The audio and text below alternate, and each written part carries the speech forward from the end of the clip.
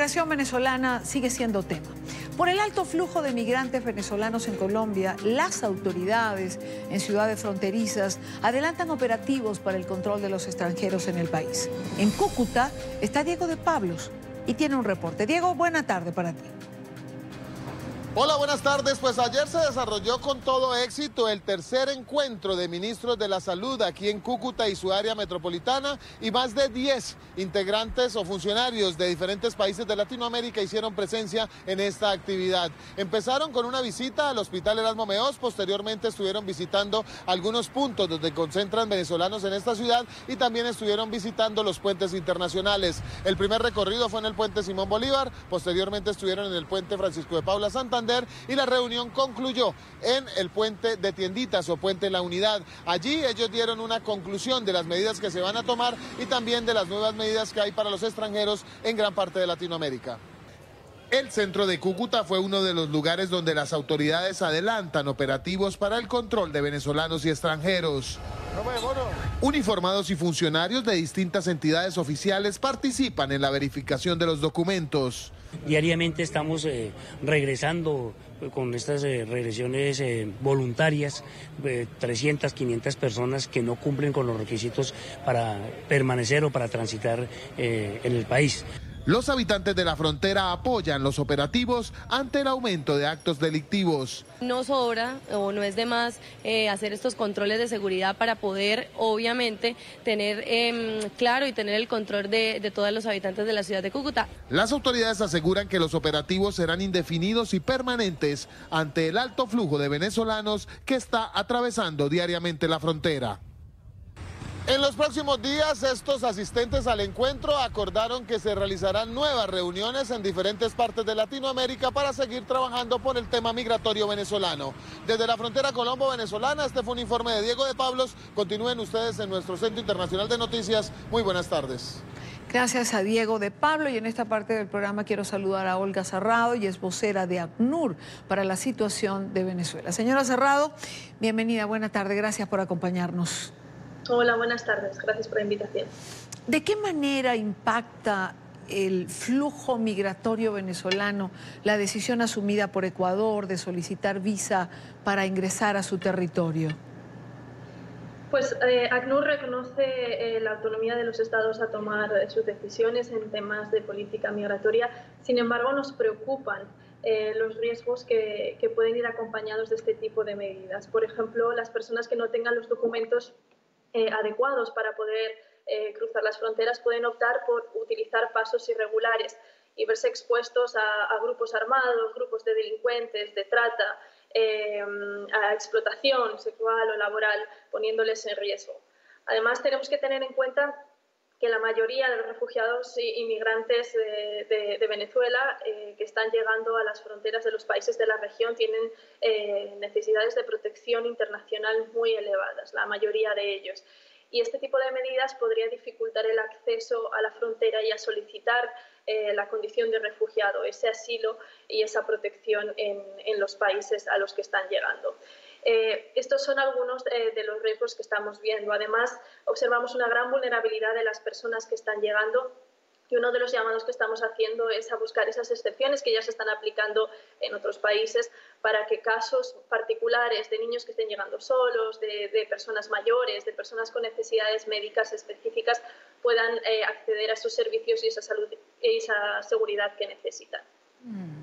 ¿Cree usted que hay suficiente información en torno a las medidas migratorias que se asumen? Y lo pregunto porque hay que tomar en cuenta la falta de redes comunicacionales que se presentan en Venezuela.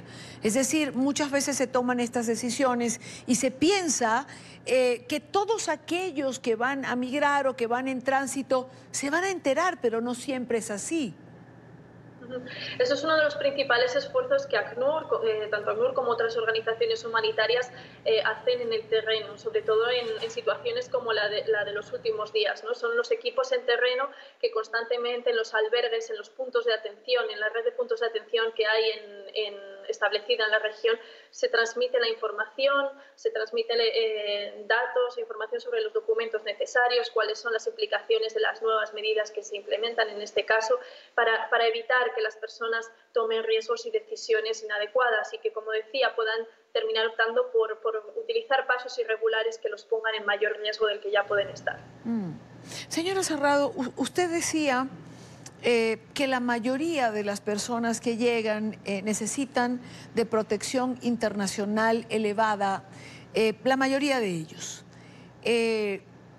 ¿Por qué no se ha terminado de otorgar de alguna manera el estatus de refugiados a estos venezolanos, a esta diáspora de una dimensión que ya tiene proporciones inimaginables? Bueno, estamos viendo que en este momento hay más de 600.000 solicitudes de asilo presentadas por venezolanos en toda la región. Sabemos que la región y los países no tenían unos sistemas de asilo tan fuertes como para hacer frente a este número de solicitudes, ¿no? En especial, por ejemplo, el caso de Perú, disculpe, donde hay más de 200.000 solicitudes. Entonces, al mismo tiempo que estamos trabajando con las autoridades de los gobiernos a poder facilitar el procesamiento de estos casos y de estas solicitudes, también es importante destacar que los gobiernos de la región han optado por abrir otras puertas hacia la regularización de aquellas personas que están llegando a los países, de manera que tengan acceso a los derechos básicos, como la salud, como la educación, como acceso a una vivienda, acceso a la posibilidad de trabajar. Entonces, se está trabajando con estos dos ámbitos al mismo tiempo, porque lo más importante es que las personas que llegan al país puedan tener ese acceso a seguridad, a protección y a unos derechos básicos. ¿Ustedes instalaron campamentos en la zona del puente de Rumichaca? No son campamentos como se pueden entender de forma permanente e indefinida, como se pueden ver en otras partes del mundo, pero sí que hay unos albergues temporales en los cuales se permite que las personas que llegan y que no pueden continuar el trayecto, ya sea porque no tienen los fondos o los recursos suficientes como para pagar un billete de autobús o porque simplemente no tienen dónde ir, puedan pasar la noche o un par de noches. Entonces, en casos especiales como los que hemos visto este fin de semana, en los que había filas y había un tiempo amplio de espera en una zona como Rumichaca, que es muy fría, sí que se han puesto en marcha estos albergues o estas pequeñas edificaciones, tiendas temporales para que puedan pasar la noche allí. Sobre todo, la mayoría en este caso han sido niños, como el 80%, y también mujeres. Además, se han entregado mantas, kits de higiene, guantes, o sea, unos elementos básicos para poder sobrellevar esas temperaturas tan bajas allí en Rumichaca. Por otra parte, esta decisión soberana, como usted ha dicho, de Ecuador, ¿qué tipo de consecuencias va a traer para Colombia, que finalmente recibe el mayor impacto por tener esa franja fronteriza con Venezuela tan grande? Lo más importante en este momento de la región es que estas medidas y estas respuestas se sigan coordinando de forma regional y de forma armonizada entre todos los países de la región, porque todos los países han sido muy generosos recibiendo pues en este momento hay más de 3,5 millones de refugiados y migrantes venezolanos en la región. Han sido muy generosos, pero es importante que continúen manteniendo ese diálogo y esa coordinación y compartiendo esa responsabilidad que hasta ahora se ha mantenido en la respuesta y en la acogida a los venezolanos. Por ejemplo, mecanismos regionales de coordinación, como el proceso de Quito, que la siguiente reunión efectivamente va a tener lugar en Colombia, ¿no? En el país que acoge en este momento al mayor número de venezolanos, son muy importantes. En este tipo de mecanismos de coordinación se comparten buenas prácticas entre los países de la región, se comparten lecciones aprendidas y también se llega a conclusiones y se toman medidas que permitan compartir esa responsabilidad y responder de la mejor forma y de la forma más eficiente y armonizada para que no se vea un país más afectado que otro. También en esa medida, ACNUR, como todas las organizaciones internacionales y humanitarias que están formando parte de esta respuesta, continúan dispuestas y disponibles para complementar estos esfuerzos de los gobiernos de la región. Y simplemente de nuevo hacer como como muchas veces hemos hecho, ¿no? Un llamado a la comunidad internacional, porque esta generosidad y esta solidaridad demostrada por los gobiernos de la región, que han puesto a disposición de los refugiados y migrantes venezolanos sus servicios y sus recursos nacionales, pues se puede estar viendo afectada en este momento. Entonces es importante que la comunidad internacional aumente esa solidaridad hacia la región, que está dando mucho, pero necesita ese apoyo para continuar ofreciendo protección y dando respuesta y asistencia a estos venezolanos que continúan llegando y cada vez en condición de mayor vulnerabilidad. Evidentemente que la región sola no puede. Y el llamado de la comunidad internacional es reiterativo. ¿De qué manera se puede concentrar la ayuda internacional? ¿Qué se necesita? ¿Cómo canalizarla? Porque por más solidario que pueda ser Colombia, Ecuador, Chile, Perú, Argentina, la dimensión de la diáspora, la dimensión del éxodo venezolano es de tal magnitud que no hay presupuesto interno que lo pueda sostener. Efectivamente. Desde comienzos de 2019 se puso en marcha un plan de respuesta regional para la situación de los refugiados e inmigrantes de Venezuela en la región. Este plan de respuesta hacía un llamado a la comunidad internacional para aportar 738 y contribuir con 738 millones de dólares para dar una respuesta coordinada en los 16 países que se están viendo afectados por la llegada de venezolanos. A día de hoy, estamos a finales de agosto, solamente un 29% de esos fondos han llegado. ¿Esto qué significa?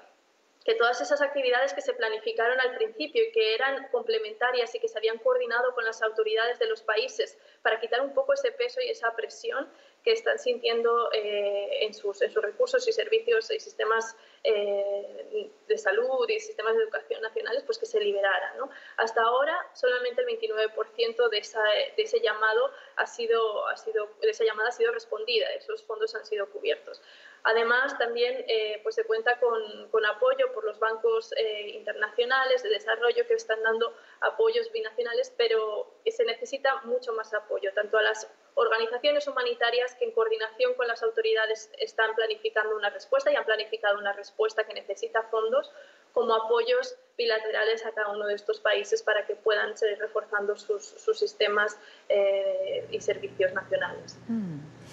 Olga Cerrado, vocera de ACNUR para la situación de Venezuela, muchísimas gracias por compartir con nosotros en NTN 24. Muchas gracias. Un saludo. Muy buena tarde. Es una situación por demás complicada. Hay pocas palabras en momentos para comentar, para decir, cuando todo está tan explícito. Y es tan complicado buscar respuestas ante situaciones o circunstancias como esta, ¿cierto?